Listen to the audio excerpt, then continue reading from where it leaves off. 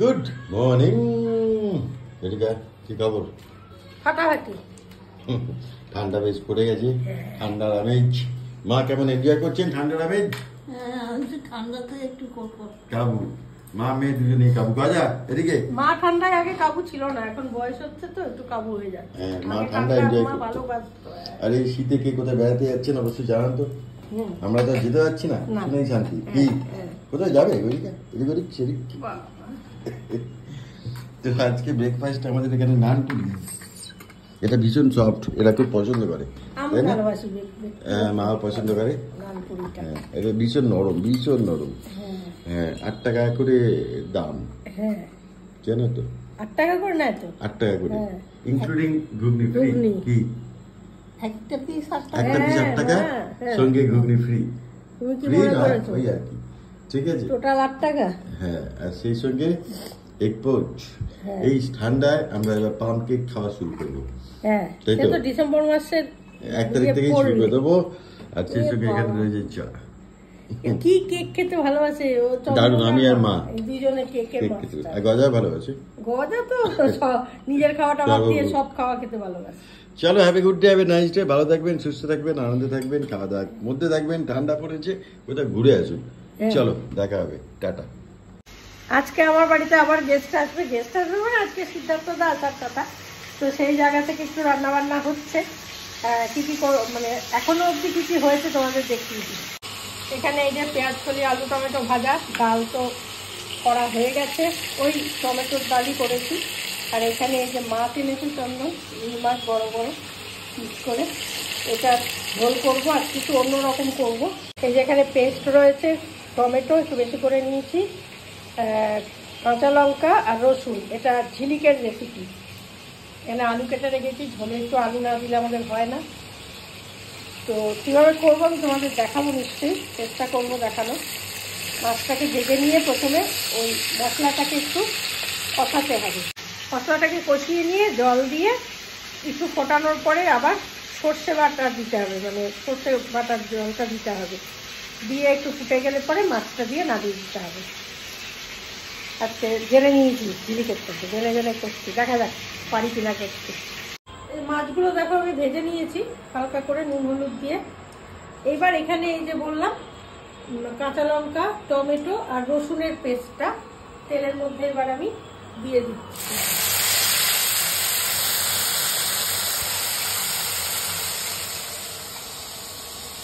এর সঙ্গে অবশ্যই নুন হলুদ দিতে হবে, আর কিচ্ছু না, শুধু নুন হলুদ দেবো।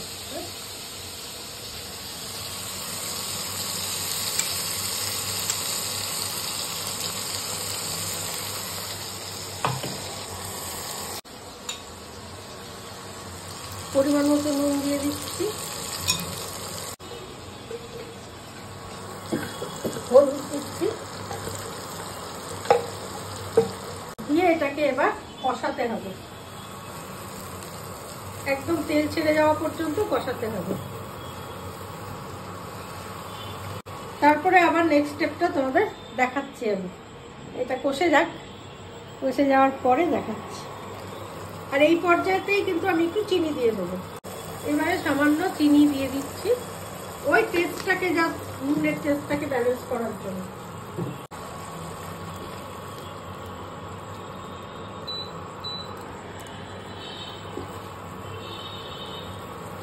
ভালো করে কষতে হবে, কিন্তু কষাটাই মেইন ব্যাপার, তেল ছাড়া পর্যন্ত কষতে হবে। নেক্সট স্টেপে আসছি কষে নিয়ে।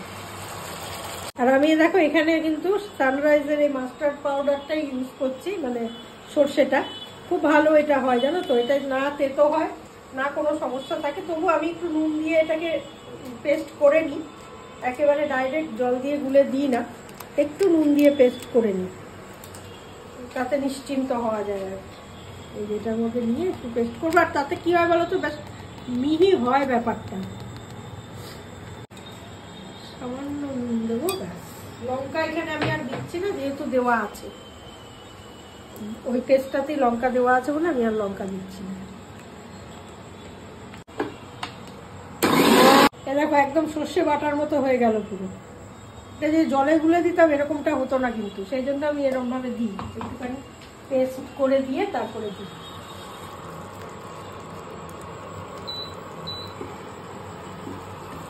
এটা কমিয়ে রেখেছিলাম এতক্ষণ।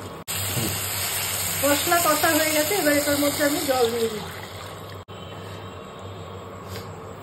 যেহেতু জল দিলাম আমি একটু নুনও দিয়ে দিচ্ছি। এবারে আমি এই সর্ষে বাটাটা দিয়ে দিচ্ছি ওপর থেকে, আর একটু গুঁড়া দিই, মিশিয়ে দিলাম। এইবার মাছগুলো আমি দিয়ে দেবো এর মধ্যে।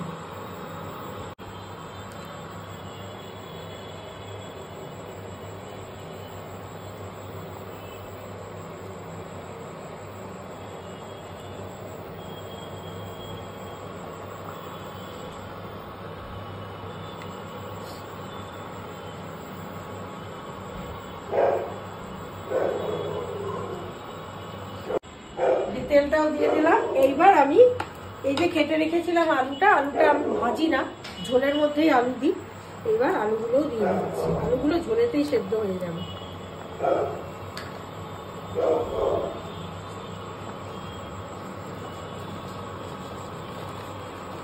তাতে করে না আলুতে ভেতরে না মশলাটা ঢোকে, ভাজা হয়ে গেলে অতটা মজা থাকে না। একটা সেদ্ধ মধ্যে যে মশলা ঢুকলে মজাটা সেইটা থাকে। ঢাকা দিয়ে দেবো, হয়ে যাক, নামিয়ে তোমাদের দেখাচ্ছি।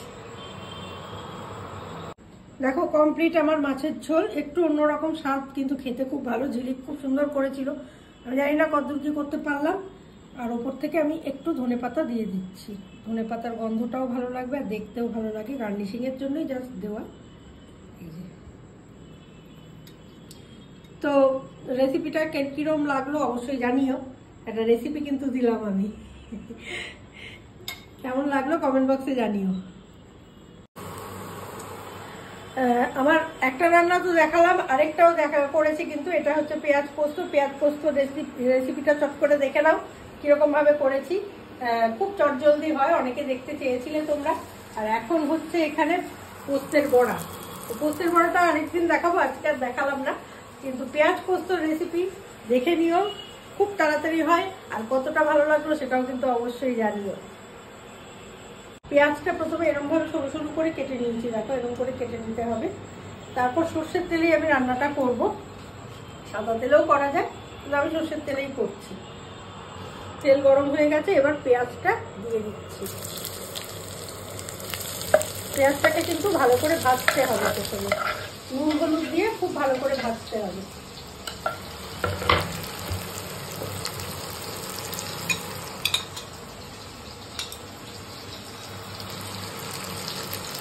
পেঁয়াজ পোস্ত অনেকে রকম ভাবে করে, জানো তো। অনেকে আবার একদম শুকনো শুকনো করে, আমাদের খুব একটা শুকনো হয় না, একটুখানি আমাদের মানে গ্রেভি ঠিক নয়, আবার গ্রেভিও বলা যায়, ওই টাইপের হয়। হলুদ দিয়ে দিলাম।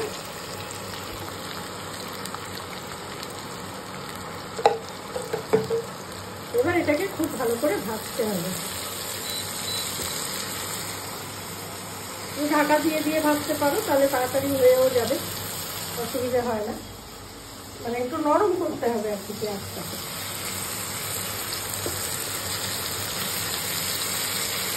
ভাজার সময়তেই আমি দুটো লঙ্কাও দিয়ে দিচ্ছি। যদি কারোর মনে হয় ঝাল আর একটু বেশি খাবে, তাহলে সে লঙ্কাটা রেখে খেতে পারবে, সেই জন্য দিয়ে দেবো। আর পেঁয়াজ পোস্ত কিন্তু একটু ঝাল ঝাল খেতেই ভালো লাগে। ডালের সঙ্গে মিশিয়েও খাওয়া যায়, ভাত দিয়ে শুধুও খাওয়া যায়, কিন্তু একটু ঝাল ঝাল হতে হবে। এখানে দেখো আমি পোস্তটা কিন্তু একদম মিহি, দেখো একদম মিহি করে বেটে নিয়েছি। লঙ্কা দিয়ে, কাঁচা লঙ্কা দিয়ে পোস্ত বাটা রয়েছে। এবার এই পোস্তটা আমি দেখো পেঁয়াজটা ভাজাটা দেখতে পাচ্ছ খুব লাল করে, কিন্তু আমি একেবারে বেরেস্তার মতো করে ভাজিনি, কিন্তু ভাজা হয়েছে। এইবার মানে একটু নরম হতে হবে। এবার আমি পোস্তটা দিয়ে দিচ্ছি।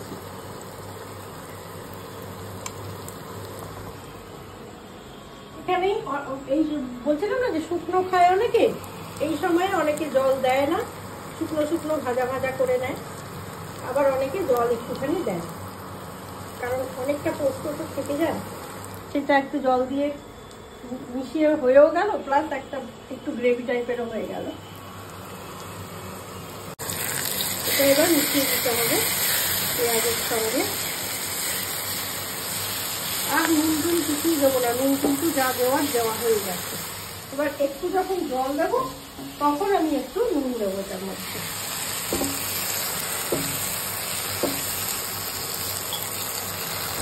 মিশিয়ে দিলাম। এবার দেখো তেলটা বেরিয়ে এসছে, তো এবার আমি একটু জল দিয়ে দিলাম।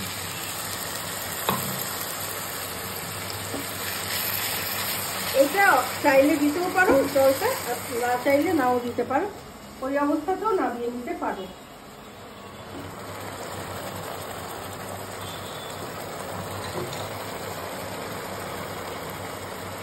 নুন দিয়ে দিচ্ছি একটুখানি, যেহেতু জল দিলাম।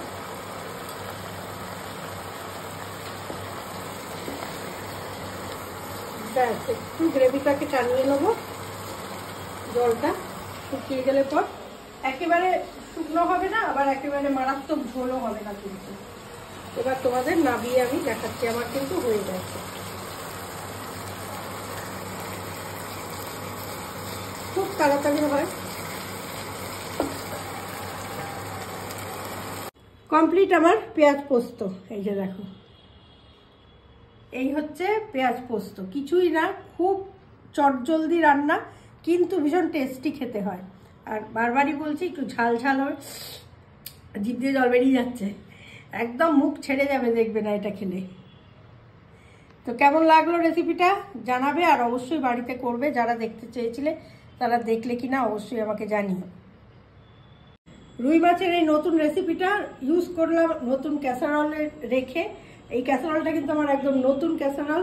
এই হচ্ছে তার ঢাকনা, দেখতে কেমন হয়েছে অবশ্যই জানিও। এটা কিন্তু আমি কিনিনি, তার কারণ হচ্ছে এইটা কালকে অর্জিতা এসেছিল আমাদের বাড়িতে, সেই অর্জিতা আমাকে গিফট করেছে। কেমন হয়েছে জানিও, খুব সুন্দর, আমার খুব পছন্দ হয়েছে জানো তো। এত সুন্দর কালারটা, যদিও সাদা, রাখাটা খুব চাপের। তো ও বলেছিল ভাত রেখো এটার মধ্যেও দিদি, কিন্তু আমার মনে হলো এই মাছের ঝোলটা আমি এখানে রাখি, গরমও থাকবে আর সুন্দর জিনিসটা তোমাদের সঙ্গে শেয়ারও করা হবে। ও খুব সুন্দর জিনিসটা গিফট করেছে। তো আশা করি তোমাদের এটাও ভালো লাগলো, জানাবে কেমন। অর্জিতার ভালো লাগবে, তোমাদের ভালো লেগেছে জানলে। থ্যাংক ইউ অর্জিতা, তোকে অনেক ভালোবাসা। এটা দেওয়ার জন্য নয়, তুই এই যে মনে করে একটা প্রয়োজনীয় জিনিস আমাকে গিফট করলি, তার জন্য অনেক ধন্যবাদ। এখানে জমিয়ে খাওয়া দাওয়া হচ্ছে, আমি খেয়ে নিয়েছি। আমি সিম্পল পেঁয়াজ কলি দিয়ে ভাত খেয়েছি, সেই সঙ্গে টমেটোর চাটনি, আর নো মাছ, নো পোস্ত। কি না খাইনি। হ্যাঁ, আর আজকে পোস্ত হয়েছে এই যে সিদ্ধার্থ বাবুর অনারে। পোস্ত বড়া খেতে এসছি আমি। কেমন খাচ্ছ? পোস্ত বড়াটা খেতে এসছি, ওই টানে এসছি। পোস্ত বড়া মোটামুটি 4 পিস ছিল শেষের দিকে, আরেকটু নাও। নেবো তো বটেই, ওইটার জন্যই খেতে এসছি।